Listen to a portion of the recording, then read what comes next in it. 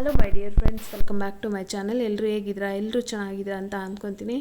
ನಮ್ಮನೇಲಿ ದೀಪಾವಳಿ ಹಬ್ಬ ಹೇಗೆ ಆಚರಿಸಿದ್ವಿ ಅನ್ನೋದು ಇವತ್ತಿನ ಬ್ಲಾಗಲ್ಲಿರುತ್ತೆ. ಇವತ್ತಿನ ಬ್ಲಾಗ್ ನಿಮ್ಗೆ ಏನಾದರೂ ಸ್ವಲ್ಪನಾದರೂ ಇಷ್ಟ ಆಗಿದ್ರೆ ಪ್ಲೀಸ್ ಒಂದು ಲೈಕ್ ಮಾಡಿ. ಇನ್ನೂ ಸಬ್ಸ್ಕ್ರೈಬ್ ಮಾಡದೆ ನೋಡ್ತಾ ಇದ್ದರೆ ಸಬ್ಸ್ಕ್ರೈಬ್ ಮಾಡ್ಕೊಂಡು ನೋಡಿ. ಹಾಗೆ ಇತ್ತೀಚೆಗೆ ಲೈಕ್ಸ್ ಎಲ್ಲ ತುಂಬಾ ಕಡಿಮೆ ಆಗ್ತಾಯಿದೆ. ವಿಡಿಯೋ ಇಷ್ಟ ಆಗಿತ್ತು ಅಂತಂದರೆ ಲೈಕ್ ಮಾಡೋದು ಮರಿಬೇಡಿ.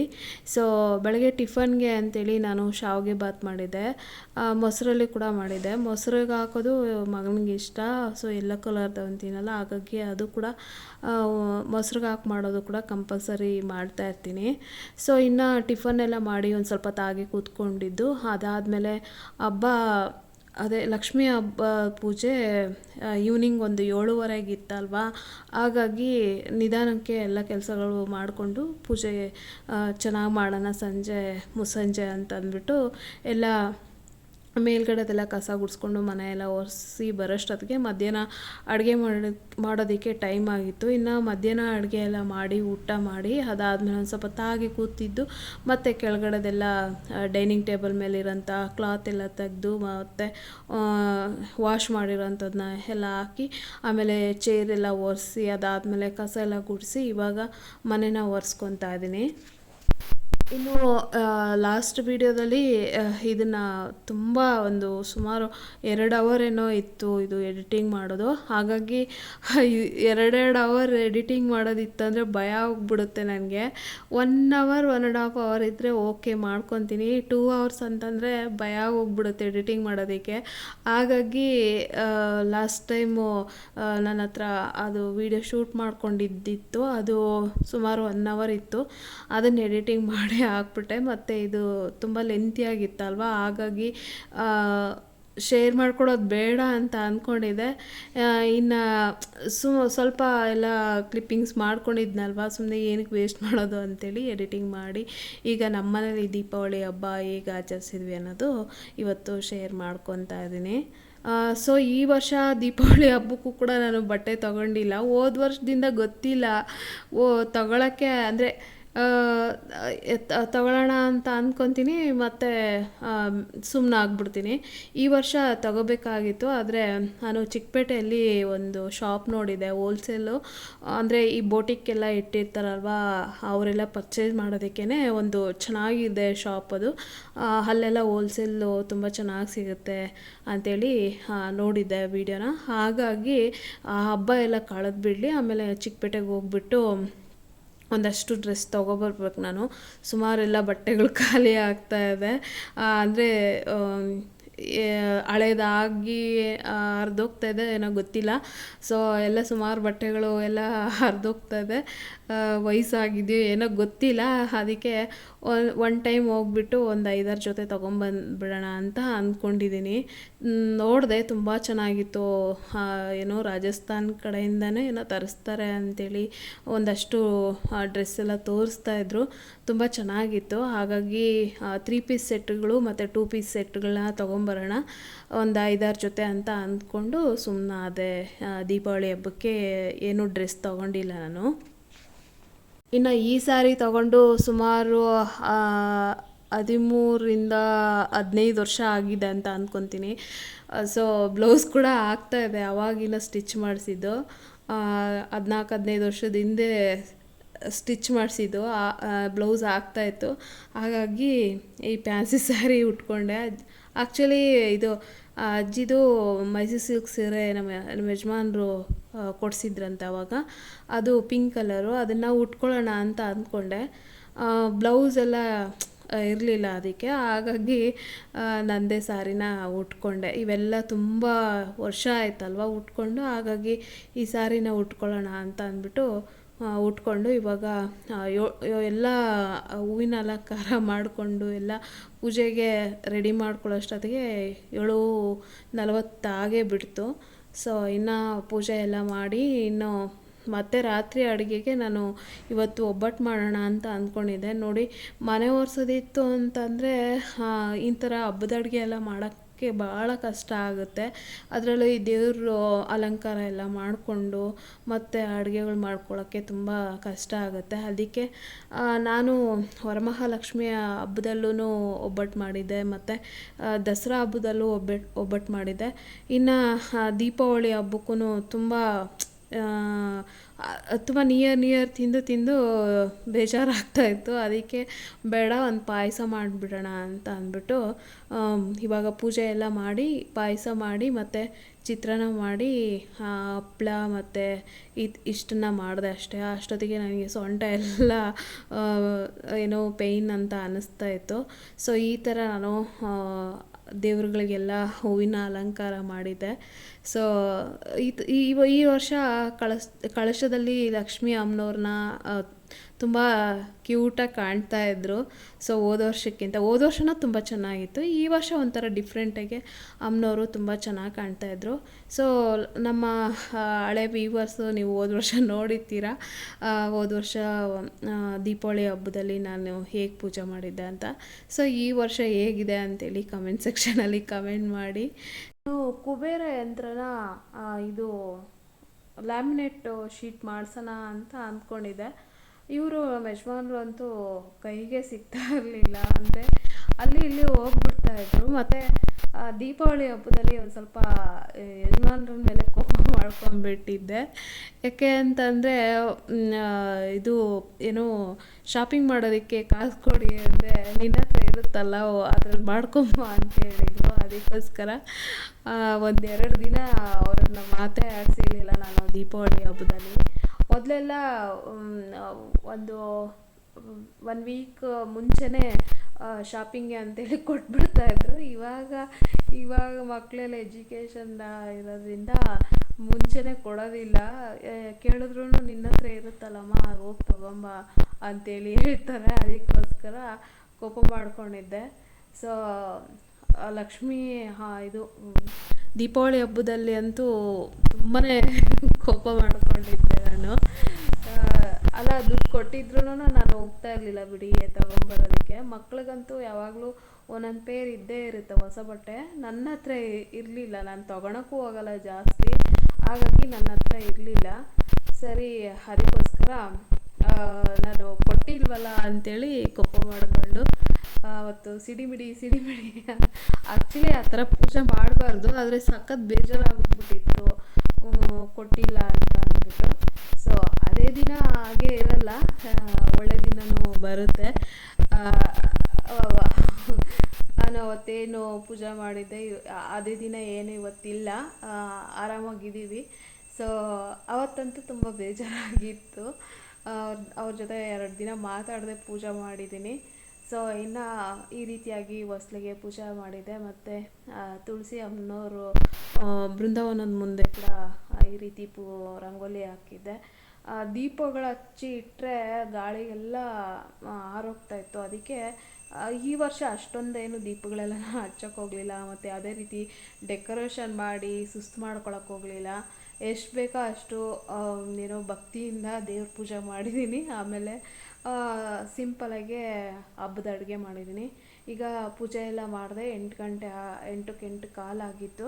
ಇನ್ನು ಅಡುಗೆ ಮಾಡೋಣ ಅಂಥೇಳಿ ಸಾರಿ ಬಿಚ್ಚಿದೇ ಹಾಗೆ ಬಂದು ಅಡುಗೆ ಮಾಡ್ತಾಯಿದ್ದೀನಿ ಈಗ. ಸೊ ಮತ್ತು ಮಲ್ಲಿಗೆ ಹೂವನೂ ಅಷ್ಟೇ, ಆವಾಗ ಸೇವಂತಿಗೆ ಹೂವು ತರಕ್ಕೆ ಹೋಗಿದ್ನಲ್ಲ, ಆವಾಗ ಒಂದು 1/4 kg ಮಲ್ಲಿಗೆ ಹೂವು ತಂದಿದ್ದೆ. ಇನ್ನು ಹಬ್ಬ ಇದ್ದಿದ್ದು ಒಂದು 5-6 ದಿನ ಇತ್ತು. ಸೊ ಅವಾಗ ತಂದಿರೋ ಮಲ್ಲಿಗೆ ಹೂವು ಇನ್ನೂ ಫ್ರಿಜ್ಜಲ್ಲಿ ಕಟ್ಟಿ ಇಟ್ಟಿದ್ನಲ್ಲ. ಸೊ ನೋಡ್ತಾ ಇರ್ಬೋದು, ಮುಡ್ಕೊಂಡಿದ್ದೀನಲ್ಲ, ಒಂದು ಸ್ವಲ್ಪನೂ ಇನ್ನೂ ಕೆಂಪಗಾಗೇ ಇರಲಿಲ್ಲ. ನಮ್ಮ ದೊಡ್ಡಪ್ಪನ ಮಗಳು ಹೇಳ್ತಾ ಇದ್ಲು ಕೆಂಪಗಾಗುತ್ತೆ ಹೂವು ಅಂತ. ಇಲ್ಲ, ಒಂದು 6 days 7 days ಆರಾಮಾಗಿರುತ್ತೆ, ಬಟ್ ಸ್ಮೆಲ್ ಇರಲ್ಲ ಅಷ್ಟೇ ಅಂಥೇಳಿ ಹೇಳಿದ್ದೆ. ಸೊ ನೋಡ್ತಾ ಇರ್ಬೋದು, ಇನ್ನು ಅಪ್ಪನವ್ರಿಗೂ ಕೂಡ ಹಾಕಿದ್ದೆ ನಾನು. ಅಮ್ಮನವ್ರ ಮೇಲೆ ಕೂಡ ಕೆಂಪಗಾಗಿಲ್ಲ, ನಾನು ಮುಡ್ಕೊಂಡಿದ್ದೀನಿ, ಕೆಂಪಗಾಗಿರಲಿಲ್ಲ, ಸ್ಮೆಲ್ ಕಡಿಮೆ ಇರುತ್ತೆ ಅಷ್ಟೇ. ಸೊ ಇನ್ನು ನಾನು ಇವಾಗ ಬಂದು ಅಡುಗೆನ ಶುರು ಮಾಡಿದ್ದೀನಿ. 8:30 8 ಕಾಲಾಗಿತ್ತು. ಎಲ್ಲ ನಾನು ಶ್ಲೋಕ ಎಲ್ಲ ಓದಿ ಬರೋಷ್ಟೊತ್ತಿಗೆ. ಇನ್ನು ಮಧ್ಯಾಹ್ನದ್ದು ಅನ್ನ ಸಾಂಬಾರು ಮಾಡಿದ್ದೆ. ಸೊ ಸಾಂಬಾರಿತ್ತು, ಅದಕ್ಕೆ ಮಧ್ಯಾಹ್ನ ಮಾಡಿರೋಂಥ ಅನ್ನಕ್ಕೆ ಚಿತ್ರಾನ್ನ ಮಾಡಿಬಿಟ್ಟು ಮತ್ತು ಬಿಸಿ ರೈಸ್ ಮಾಡಿಕೊಂಡು ನೆಕ್ಸ್ಟು ಹೆಸ್ರುಬೇಳೆ ಪಾಯಸ ಮಾಡೋಣ ಅಂಥೇಳಿ ಮಾಡ್ತಾಯಿದ್ದೀನಿ. ಆ್ಯಕ್ಚುಲಿ ಒಬ್ಬಟ್ಟು ಮಾಡಬೇಕಂತೇಳಿ ಮೈದಾ ಬೆಲ್ಲ ಎಲ್ಲ ತಂದಿದ್ದೆ. ಆದರೆ ವರಮಹಾಲಕ್ಷ್ಮಿ ಹಬ್ಬದಲ್ಲೂ ಒಬ್ಬಟ್ಟು ಮಾಡಿದ್ವಿ, ಮತ್ತು ದಸರಾ ಹಬ್ಬದಲ್ಲೂ ಒಬ್ಬಟ್ಟು ಮಾಡಿದ್ವಿ, ಮತ್ತು ದೀಪಾವಳಿ ಹಬ್ಬಕ್ಕೂ ಒಬ್ಬಟ್ಟು ಅಂತಂದರೆ ಪದೇ ಪದೇ ತಿನ್ನೋಕ್ಕೆ ಇಂಟ್ರೆಸ್ಟ್ ಇರಲಿಲ್ಲ. ಅದಕ್ಕೋಸ್ಕರ ಮತ್ತು ಕೆಲಸ ಬೇರೆ ಹಂಗೆ ಇರುತ್ತಲ್ವಾ, ಸೊ ಹಾಗಾಗಿ ಟಯರ್ಡ್ ಮನೆ ಒರೆಸಿದ್ದು ಆವತ್ತೆ ಪೂಜೆ ಒಬ್ಬಟ್ಟು ಅಂತಂದರೆ ಭಾಳ ಕಷ್ಟ ಆಗುತ್ತೆ ಅಂತಂದ್ಬಿಟ್ಟು ನಾನು ಪಾಯಸ ಮಾಡಿಬಿಡೋಣ ಅಂಥೇಳಿ ಸೊ ಇವಾಗ ಹೆಸ್ರುಬೇಳೆ ಪಾಯಸ ಮಾಡೋದಕ್ಕೆ ಇಟ್ಟು ಚಿತ್ರಾನ್ನ ಒಗ್ಗರಣೆ ಮಾಡಿಕೊಂಡು ಇವಾಗ ಕೈಯಲ್ಲಿ ನೀಟಾಗಿ ಮಿಕ್ಸ್ ಮಾಡ್ತಾಯಿದ್ದೀನಿ. ಅವಾಗೆಲ್ಲ ನಮ್ಮಮ್ಮ ಅವರೆಲ್ಲ ಚಿತ್ರಾನ್ನ ಒಂದೊಂದು ಬೇಷನ್ ಮಾಡ್ತಾಯಿದ್ರು. ಆವಾಗ ಚಿತ್ರಾನ್ನ ಗೊಜ್ಜು ಮಾಡಿಕೊಂಡು ಈ ಥರ ಕೈಯಲ್ಲಿ ಕಲಿಸ್ಕೊಂಡು ಕೂತ್ಕೊಂಡಿರೋರು ನಮ್ಮಮ್ಮ.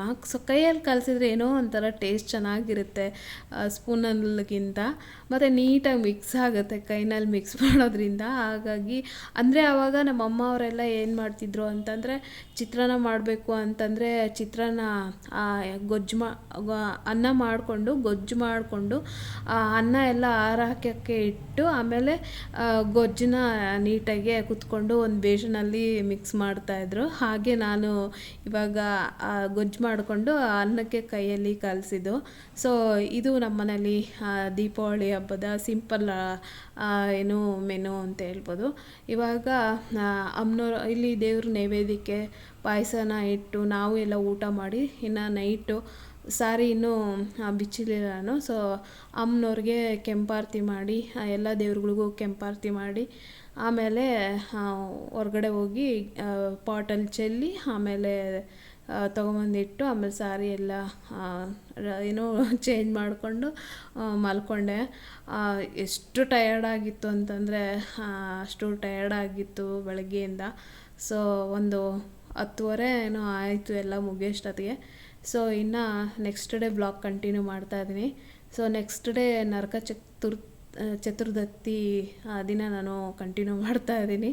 ಬೆಳಗ್ಗೆ ಎಲ್ಲ ಏನೂ ವೀಡಿಯೋ ಶೂಟ್ ಮಾಡ್ಕೊಂಡಿರಲಿಲ್ಲ, ಯಾಕೆಂದರೆ ಹಿಂದಿನ ದಿನ ತುಂಬ ಕೆಲಸ ಇದ್ದಿದ್ದರಿಂದ ಟಯರ್ಡ್ ಆಗಿತ್ತಲ್ಲ. ಹಾಗಾಗಿ ನರಕ ಚತುರ್ದಶಿ ದಿನ ನಾನು ಈವ್ನಿಂಗ್ ಬ್ಲಾಗ್ ಕಂಟಿನ್ಯೂ ಮಾಡಿದ್ದೀನಿ.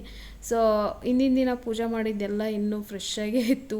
ಹಾಗಾಗಿ ಇಲ್ಲಿ ಬರೀ ಮನೆ ಕಸ ಗುಡಿಸ್ಕೊಂಡು ಹೊಸ್ಲಷ್ಟೇ ಒರೆಸಿ ರಂಗೋಲಿ ಎಲ್ಲ ಹಾಕಿದ್ದೆ. ಇವಾಗ ತುಳಸಿ ಬೃಂದಾವನದ ಹತ್ರನೂ ಅಷ್ಟೇ ಹೊಸ ರಂಗೋಲಿ ಹಾಕಿ ದೀಪಗಳೆಲ್ಲ ಹಚ್ಚಿಡೋಣ ಅಂಥೇಳಿ ಇವತ್ತು ಈ ವರ್ಷ ಸಿಕ್ಕಾಪಟ್ಟೆ ಗಾಳಿ ಇತ್ತಪ್ಪ ಹಬ್ಬದ ದಿನ 1-2 ದಿನ. ಸೊ ನಾನು ದೀಪಗಳೆಲ್ಲ ತೆಗ್ದಿದ್ದೆ. ಎಣ್ಣೆ ಹಾಕಿ ಬತ್ತಿ ಹಾಕಿ ಇಟ್ಟು ಅಂತಂದರೆ ಒಂದು ಉರಿಯಲ್ಲ ಅಂತ ಅಂದ್ಬಿಟ್ಟು ಹೋದ ವರ್ಷ ಕ್ಯಾಂಡಲ್ ತಂದಿದ್ದೆಲ್ಲ ಹಾಗೆ ಇತ್ತು. ಅದಕ್ಕೆ ಈ ಸಲ ದೀಪಗಳೆಲ್ಲ ಯಾವುದೂ ಹಚ್ಚಕ್ಕೆ ಹೋಗಲಿಲ್ಲ, ಬರೀ ಹೊಸ್ಲ ಹತ್ರ ಮತ್ತು ದೇವ್ರ ಮನೆ ಹೊಸ್ಲ ಹತ್ರ ಅಷ್ಟೇ ಹಚ್ಚಿಟ್ಟಿದ್ದೆ. ಸೊ ಇನ್ನು ಕ್ಯಾಂಡಲ್ಗಳು ಹಚ್ಚಿಡೋಣ ಅಂಥೇಳಿ ಹಚ್ಚಿಡ್ತಾ ಇದ್ದೀನಿ.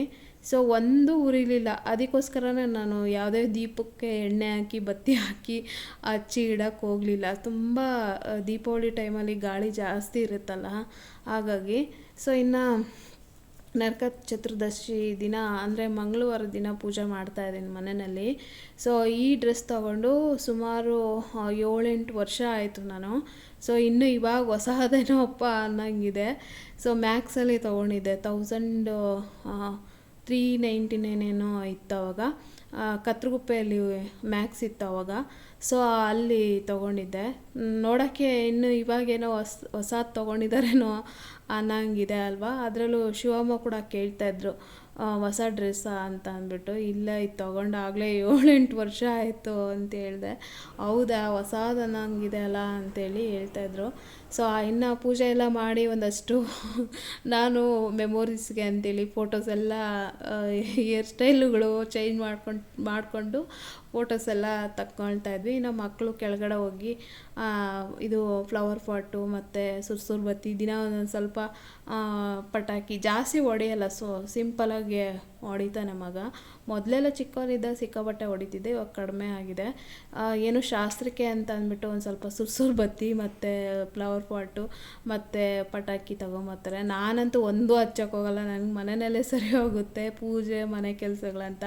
ಕೆಳಗೆ ಇಳ್ದೋಗಿ ಒಂದೂ ಹಚ್ಚಲ್ಲ. ಮೊದಲಾದರೂ ಹಂಗೆ ಹೋಗ್ತಾ ಇದ್ದೆ ರೆಂಟ್ ಮನೇಲಿದ್ದಾಗ. ಇವಾಗಂತೂ ಈ ಮನೆಗೆ ಬಂದಾಗಿಂದ ನಾನು ಒಂದೂ ಹಚ್ಚೋಕೆ ಹೋಗಲ್ಲ, ಬರೀ ಕೆಲಸ ಪೂಜೆ ಇದರಲ್ಲೇ ಸರಿ ಹೋಗ್ಬಿಡುತ್ತೆ ನನಗೆ. ಸೊ ಇನ್ನು ಎಲ್ಲ ಕ್ಯಾಂಡ್ಲ್ ಹಚ್ಚಿಟ್ಟು ಇಟ್ಟರೆ ಒಂದು ಉರಿಲೇ ಇಲ್ಲ. ಸರಿ ಬಿಡು, ಪದೇ ಪದೇ ಯಾರು ಹಚ್ಚಿಡ್ತಾರೋ ಆರ್ದಂಗೆಲ್ಲ ಅಂತ ಅಂದ್ಬಿಟ್ಟು ಸುಮ್ಮನಾದೆ. ಇನ್ನು ಇಲ್ಲಿ ಮಕ್ಕಳು ಫ್ಲವರ್ ಪಾಟ್ ಎಲ್ಲ ಹಚ್ತಾ ಇದ್ರಲ್ಲ, ಸೊ ಹಂಗೆ ಒಂದು ಸ್ವಲ್ಪ ಹೊತ್ತು ನಿಂತ್ಕೊಂಡು ಇಲ್ಲೇ ನೋಡಿದೆ. ಸಿಕ್ಕಾಬಟ್ಟೆ ಹೊಗೆ ಬರ್ತಿತ್ತು. ಒಂದೆರಡು ಕ್ಲಿಪ್ಪಿಂಗ್ಸ್ ಮಾಡ್ಕೊಂಡು ಮತ್ತೆ ಒಳಗಡೆ ಹೋದೆ. ಇನ್ನು ಪಕ್ಕದಲ್ಲೂ ಫ್ಲವರ್ ಪಾಟ್ ಎಲ್ಲ ಹಚ್ತಿದ್ರಲ್ಲ, ಹೊಗೆ ಜಾಸ್ತಿ ಬರ್ತಾಯಿತ್ತು. ಅದಕ್ಕೆ ನಾನು ಒಳಗಡೆ ಹೋಗ್ಬಿಟ್ಟೆ.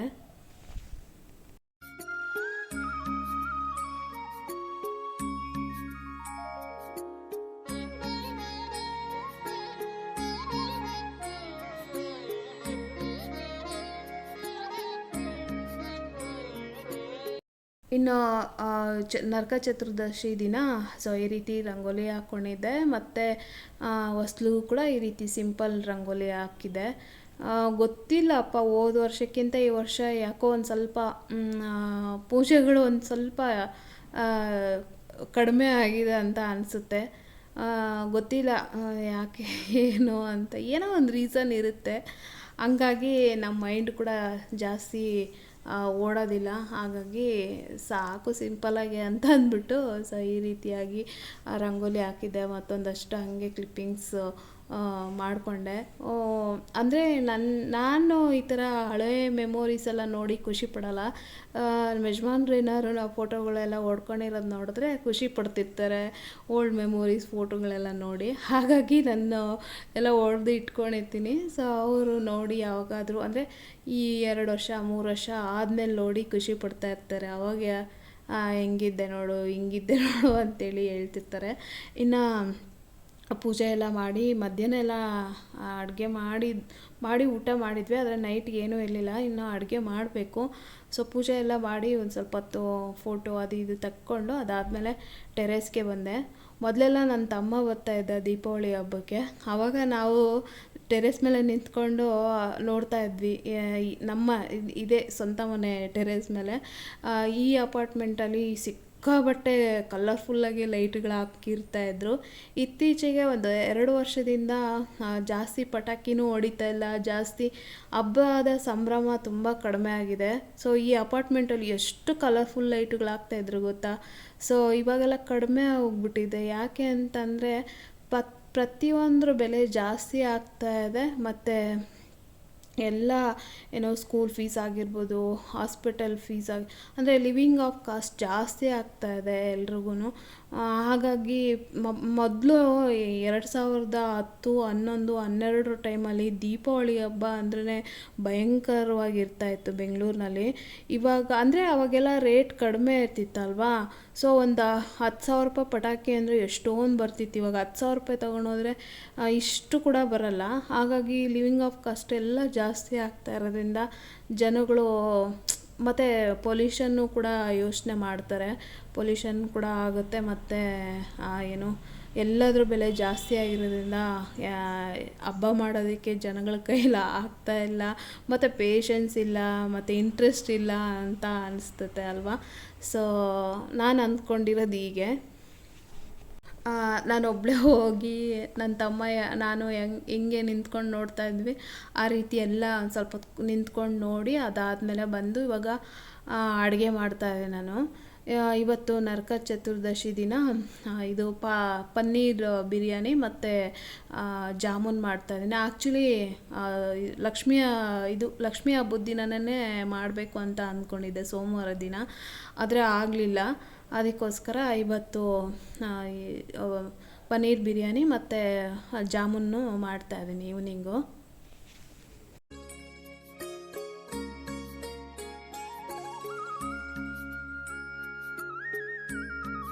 ರೆಸಿಪಿ ಡೀಟೇಲಾಗಿ ಏನೂ ತೋರಿಸಿಲ್ಲ ನಾನು, ಹಾಗೆ ರ್ಯಾಂಡಮಾಗಿ ತೋರಿಸ್ತಾ ಇದ್ದೀನಿ. ತುಂಬಾ ಚೆನ್ನಾಗಿರುತ್ತೆ ಈ ಪನ್ನೀರ್ ಬಿರಿಯಾನಿ ಅಂತೂ.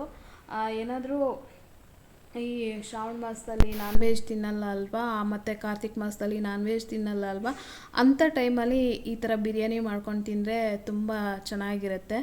ಸೊ ಒಂಥರ ಏನೋ ನಾನ್ ವೆಜ್ ಮಿಸ್ ಮಾಡ್ಕೊತಾ ಇದ್ದೀವಿ ಅಂತ ಅನಿಸಲ್ಲ.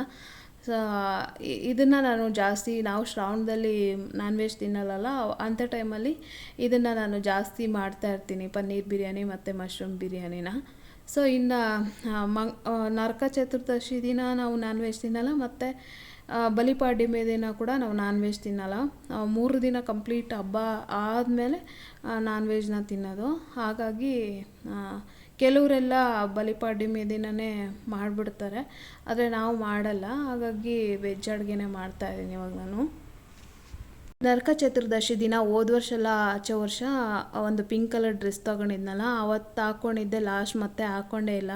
ಹಾಕ್ಕೊಳ್ಳೋಣ ಅಂತ ಅಂದ್ಕೊಂಡಿದ್ದೆ, ಆದರೆ ಹೋದ ವರ್ಷವೂ ಅದೇ ಕಲರ್ ಸ್ಯಾರಿ ಉಟ್ಕೊಂಡಿದ್ನಲ್ಲ, ಮತ್ತೆ ಅದೇ ಕಲರ್ 3 ವರ್ಷ ಅದೇ ಆಗೋಗ್ಬಿಡುತ್ತಂತ ಸುಮ್ಮನಾದೆ.